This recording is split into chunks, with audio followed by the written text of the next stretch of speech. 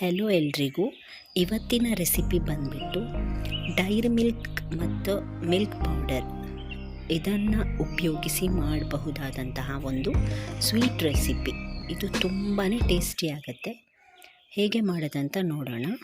ಮೊದಲಿಗೆ ಒಂದು ಬಾಣಲೆಯಲ್ಲಿ 1 ಚಮಚದಷ್ಟು ತುಪ್ಪ ಇದನ್ನು ಹಾಕಿ, ತುಪ್ಪ ಕರಗಿದ ನಂತರ ಒಂದು 1/4 ಕಪ್ನಷ್ಟು ಹಾಲು ಹಾಕಿ, ಅದಾದ ನಂತರ ಒಂದು 2ರಿಂದ 3 ಡೈರಿ ಮಿಲ್ಕ್ ಚಾಕ್ಲೇಟ್ ಹಾಕಿ, ಜಾಸ್ತಿ ಬೇಕಾದರೂ ಹಾಕ್ಬೋದು.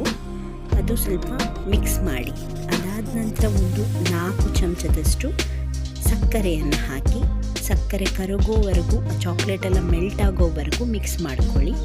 ಅದಾದ ನಂತರ 1 ಕಪ್ನಷ್ಟು ಮಿಲ್ಕ್ ಪೌಡರ್, ಹಾಲಿನ ಹುಡಿಯನ್ನು ಹಾಕಿ, ನಿಮಗೆ ಅಂಗನವಾಡಿಯಲ್ಲಿ ಸಿಗುವಂಥ ಹಾಲಿನ ಹುಡಿನ ಉಪಯೋಗಿಸ್ಬೋದು ಅಥವಾ ಹೊರಗಡೆಯಿಂದ ತಂದದ್ದು ಉಪಯೋಗಿಸ್ಬೋದು. ಸ್ವಲ್ಪ ಡ್ರೈ ಫ್ರೂಟ್ಸ್ ಹಾಕಿ ಸ್ವಿಚ್ ಆಫ್ ಮಾಡಿ ಅಷ್ಟೇ. ಇದನ್ನು ಒಂದು ಪಾತ್ರೆಯಲ್ಲಿ ಸೆಟ್ ಆಗೋದಕ್ಕೆ ಬಿಡಿ. ಸ್ವಲ್ಪ ಮೇಲ್ಗಡೆ ಬಾದಾಮ್ ಅಥವಾ ಕ್ಯಾಶ್ಯೂ ನಟ್ ಏನಾದರೂ ಇದ್ದರೆ ಅದನ್ನು ಡೆಕೋರೇಷನ್ಗೆ ಮೇಲೆ ಸ್ವಲ್ಪ ಹಾಕಿ ಒಂದು 1ರಿಂದ 2 ಗಂಟೆ ತನಕ ಫ್ರಿಜ್ಜಲ್ಲಿ ಇಡಿ ಸೆಟ್ ಆಗಲಿಕ್ಕೆ. ಅದಾದಮೇಲೆ ಕಟ್ ಮಾಡಿ ತಿನ್ನಿ, ತುಂಬಾ ಟೇಸ್ಟಿ ಆಗುತ್ತೆ.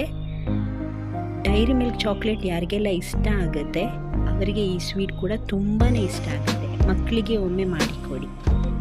ವಿಡಿಯೋ ಇಷ್ಟ ಆದರೆ ದಯವಿಟ್ಟು ಲೈಕ್, ಶೇರ್ ಹಾಗೂ ಸಬ್ಸ್ಕ್ರೈಬ್ ಮಾಡೋದನ್ನು ಮಾತ್ರ ಮರಿಬೇಡಿ. ಇನ್ನೊಂದು ವಿಡಿಯೋದಲ್ಲಿ ಸಿಗ್ತೀನಿ. ಧನ್ಯವಾದಗಳು.